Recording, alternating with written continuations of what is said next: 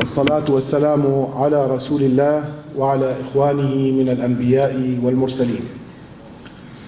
انطلاقا من الآية الكريمة: بسم الله الرحمن الرحيم، واعتصموا بحبل الله جميعا ولا تفرقوا واذكروا نعمة الله عليكم إذ كنتم أعداء فألف بين قلوبكم، وتحت شعار على خطى النبي صلى الله عليه وسلم في بناء المدينة المنورة نحو البناء والإخاء الإنساني، نعقد كمؤتمر الإسلام الديمقراطي هذا الاجتماع الموسع للأئمة والخطباء في مقاطعة الجزيرة قامشلو. بداية، كما ذكرنا في بداية هذا اللقاء، يقول الله تعالى في كتابه العزيز: واعتصموا بحبل الله جميعا ولا تفرقوا. هذه الآية الكريمة صريحة في قضية التأسيس لبناء المجتمعات القوية، إذ يأمر فيها الباري سبحانه وتعالى بأن يكون أبناء المجتمع على قلب رجل واحد متمسكين بحبل الله المتين، بغض النظر عن العرق واللون والدين والهوية، لا سيما وأن الذي يربط الناس ببعضهم هو رحم الإنسانية المجردة. يقول تعالى: يا أيها الناس اتقوا ربكم الذي خلقكم من نفس واحدة وخلق منها زوجها وبث منهما رجالا كثيرا ونساء واتقوا الله الذي تساءلون به والأرحام إن الله كان عليكم رقيبا. نرحب بكم جميعا، واسمحوا لي قبل أن نبدأ فعاليات هذا اللقاء أن نستذكر جميع شهدائنا الذين قضوا نحبهم في سبيل الحرية والكرامة، فبفضل تضحياتهم نقف هنا.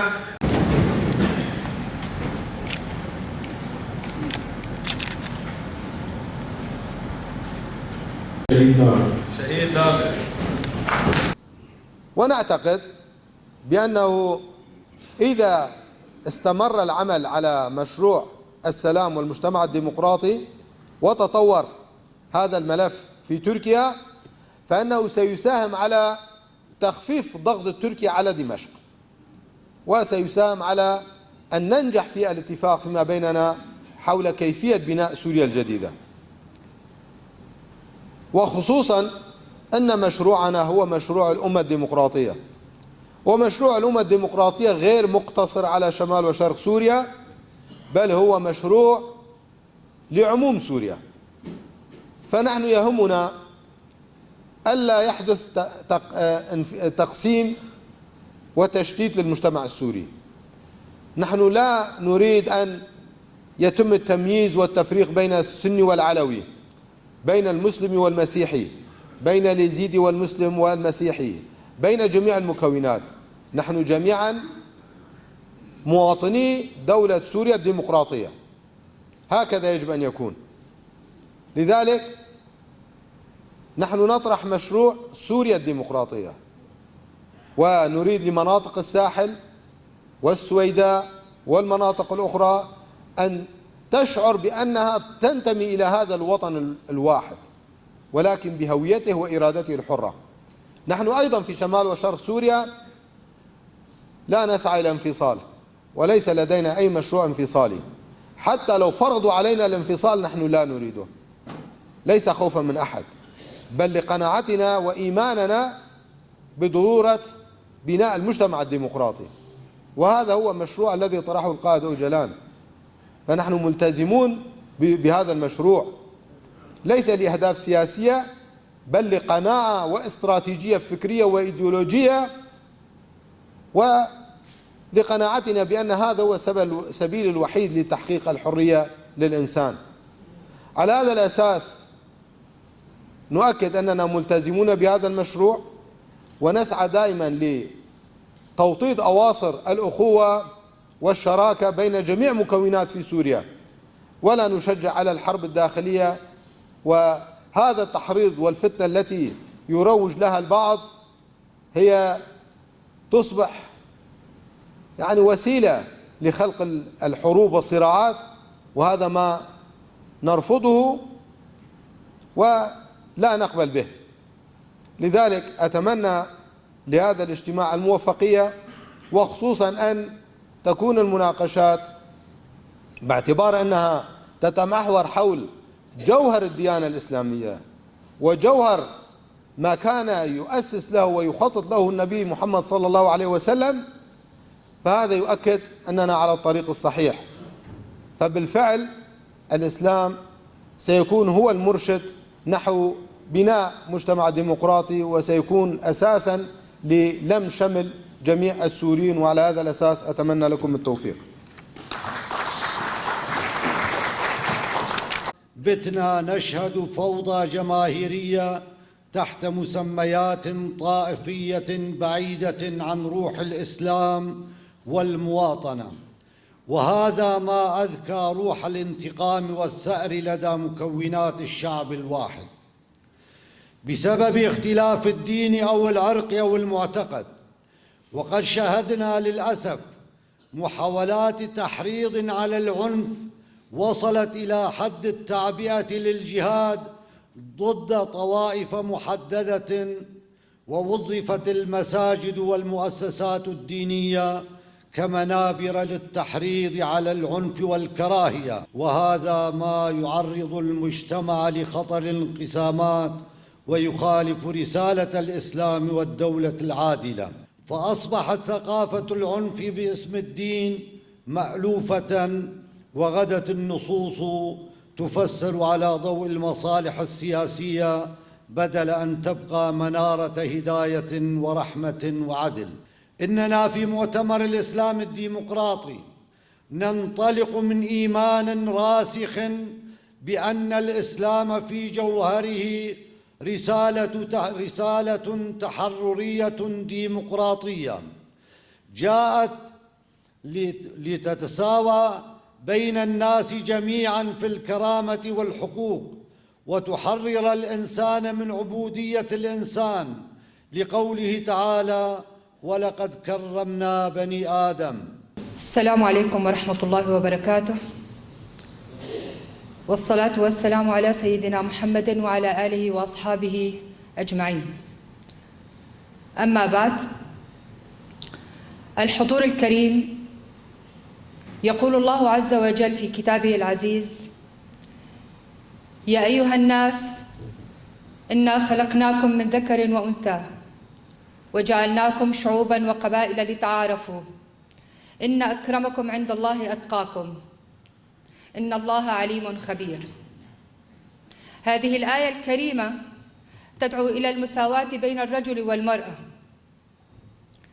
هذه المساواة التي حملتها الكثير من الآيات الموجودة في القرآن الكريم، من مساواة في التكاليف الشرعية، حرمة الدم البشري، صون الأعراض، حق التملك. فلا تفضيل ولا تمييز بين الذكر والأنثى في القرآن الكريم. لكن أين يوجد التفضيل والتمييز؟ إذا قرأنا واقعنا الحالي المعاش نجد أن هذا التفضيل والتمييز موجود، مع أن الله سبحانه وتعالى قال: إنا خلقناكم من نفس واحدة. يأتي التفضيل بداية من الأسرة، انطلاقا إلى المجتمع، إلى كل نواحي الحياة، في العمل وحتى في السياسة وحتى في مستوى التفكير أيضا. الكثير من التفاسير الخاطئة، الكثير من الرؤى الخاطئة التي يتبناها بعض من معشر المسلمين، وهنا يجب أن نفرق بين الإسلام والمسلمين.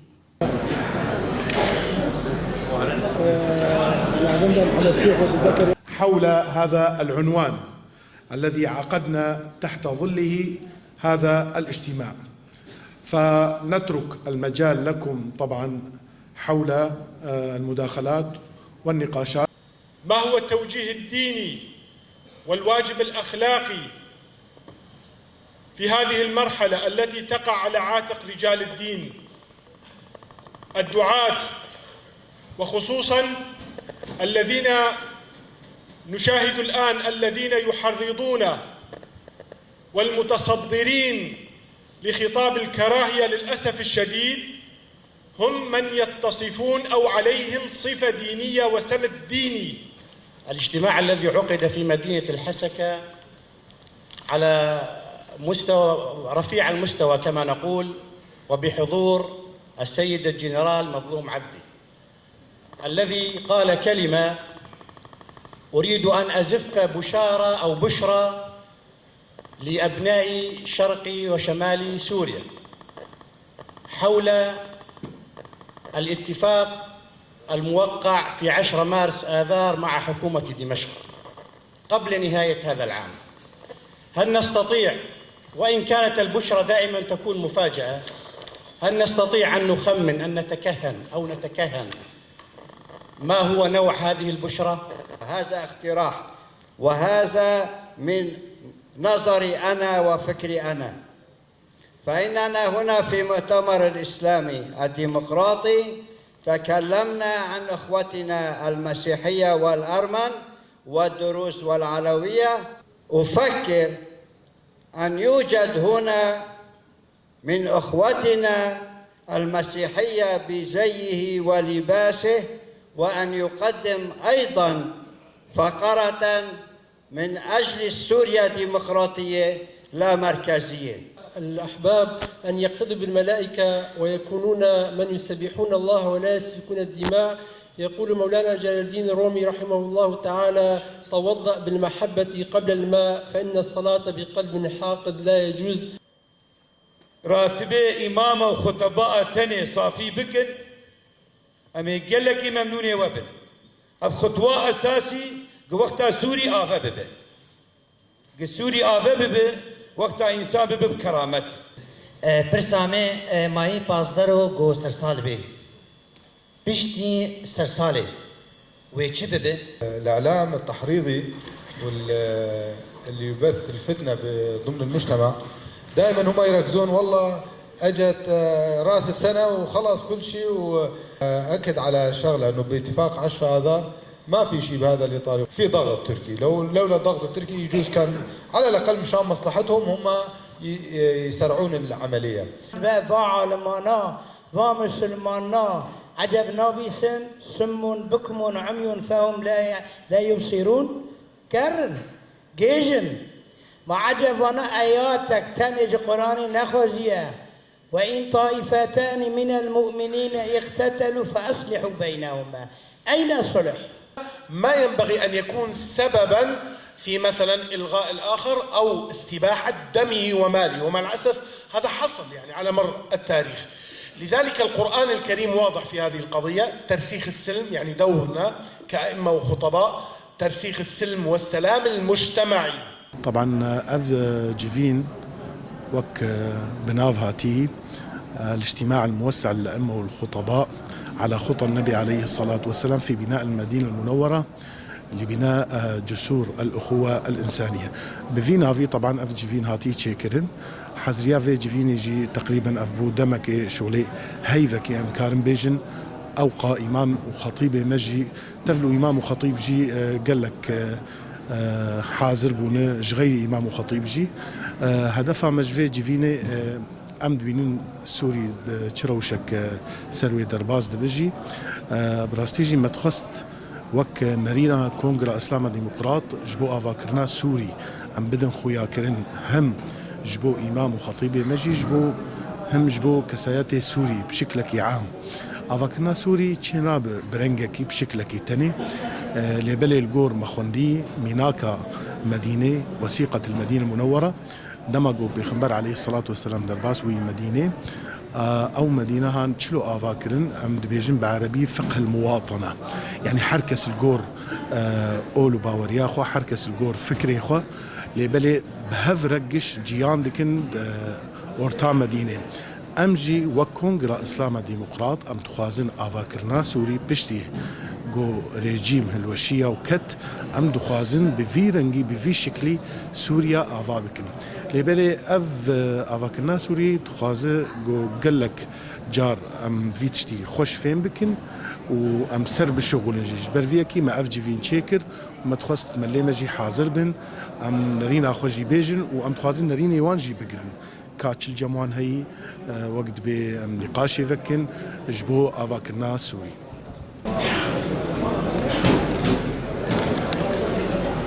إيرو مدي بيوستي وضرورتك عاجل هي جبونا أم كوم جفينك جي ولداري خرشيكن إمام وخطيب يقهنه وهم قال لك جملتي ما جي تولي ببي جبر أبنا كوكيه قل سوري تشيبون وحطاني هاجي دوام دكن بر تأثير على الملت هي ما خص أم بقين الملت خصك ما وك حركتها إسلامي شيء وك كونغري إسلام داخوازا ما شيء وهم جان آلية سياسي جي حاضر بون وانجي نارين حقوق بيقومان نارين من كونغرا إسلام ديمقراط ومجلسها سوريا ديمقراط وقصد بهاوي دي دجين هفدو وك هفدو بيجن يقوت نيت بيجن أم سوريا كي أم قشتد برابن أم قشتد وكف بن تجداتي نقوى إنسان وإنسان دتنبه ديني ويشدبه باوريا ويشدبه نتوا ويشدبه